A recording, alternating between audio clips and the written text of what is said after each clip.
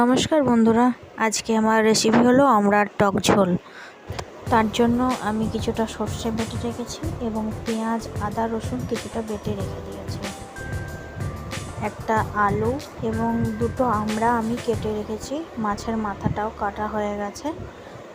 এরপর মাছের মাথাটা আমি একটু নুন হলুদ দিয়ে তেলে ভেজে নেব। তেলে ভাজা হয়ে গেছে।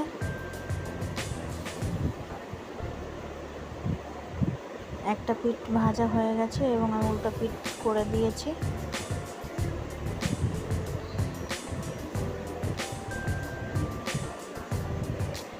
এরপর আমি এটা তুলে নেব।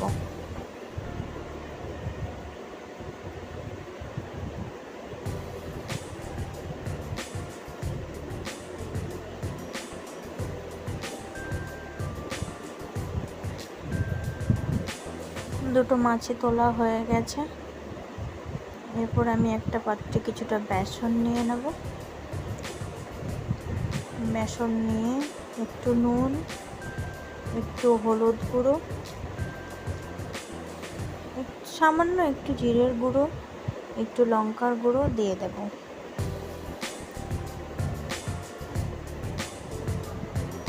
বেসনটা ভাটা হয়ে গেছে। এরপর আমি তেলের মধ্যে বেসনগুলো দিয়ে ভেজে নেব, উল্টে পাল্টে ভেজে নেব।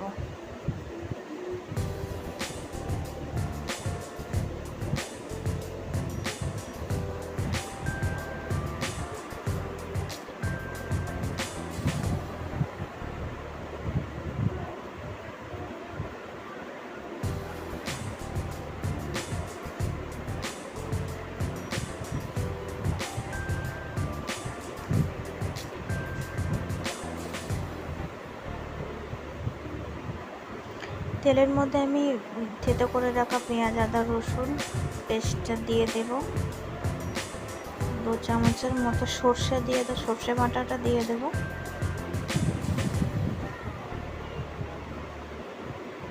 নাড়াচাড়া করার পর আমি কিছুটা জল দিয়ে দেব।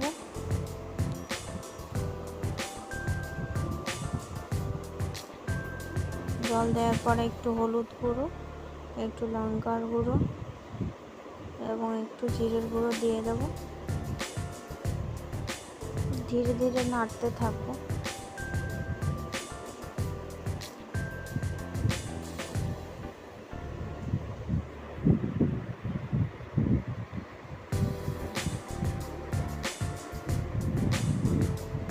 মিশ্রণটি ফুটে এসেছে।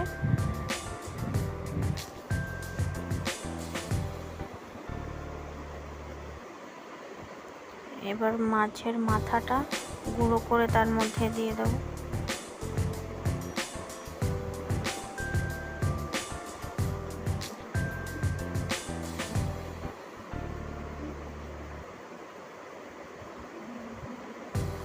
আর কেটে রাখা আলু দিয়ে দেব।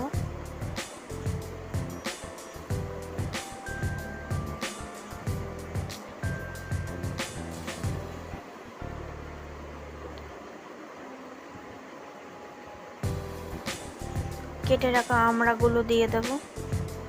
নাড়াচাড়া করতে থাকবো।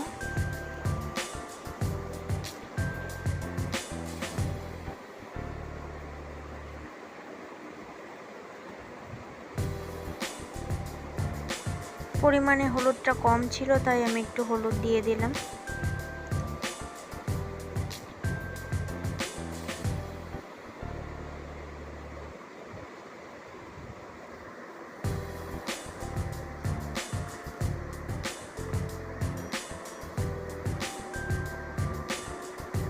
একটু ভাজা ভাজা হয়ে গেছে, মশলাটা শুকিয়ে এসছে।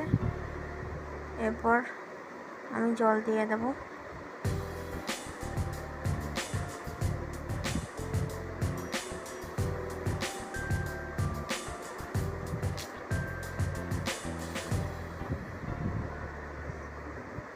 জল দেওয়া হয়ে গেছে।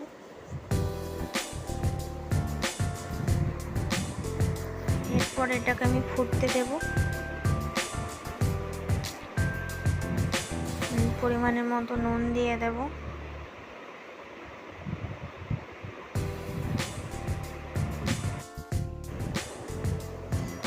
ফুটতে শুরু হয়ে গেছে। যতক্ষণ না আমড়াটা সিদ্ধ হচ্ছে ততক্ষণ আমি এটাকে ফুটতে দেব।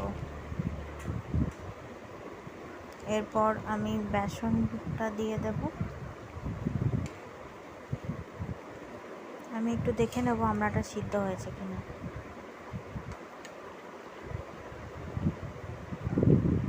আমড়াটা সিদ্ধ হয়ে গেছে। এরপর আমি একটা পাত্রে ঢেলে নেব।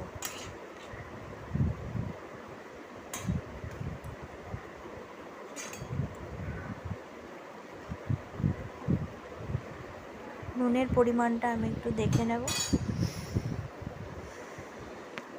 সব কিছু ঠিক আছে। একটু নুন কম ছিল, সেটা আমি দিয়ে দিলাম।